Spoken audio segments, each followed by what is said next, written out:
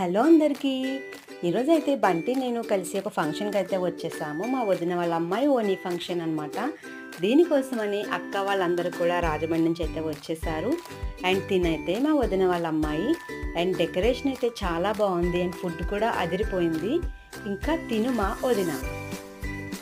And function అయిపోయిన తర్వాత అందరం లంచ్ చేసి కూర్చొని అలా కబుర్లు చెప్పేసుకుంటూ ఉన్నాము. అండ్ ఇక్కడి నుంచి సింహాచలం అయితే 10 మినిట్స్ అనమాట. సో స్వామివారి దర్శనానికి అని చెప్పేసి వచ్చాము. టెంపుల్ అయితే చాలా రష్గా ఉంది, కానీ మరి స్వామివారి దర్శనం లేకుండా వెళ్ళం కదా. సో దర్శనం చేసేసుకున్న తర్వాతే వచ్చాము.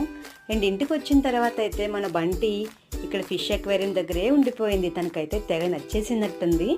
Subscribe to my channel.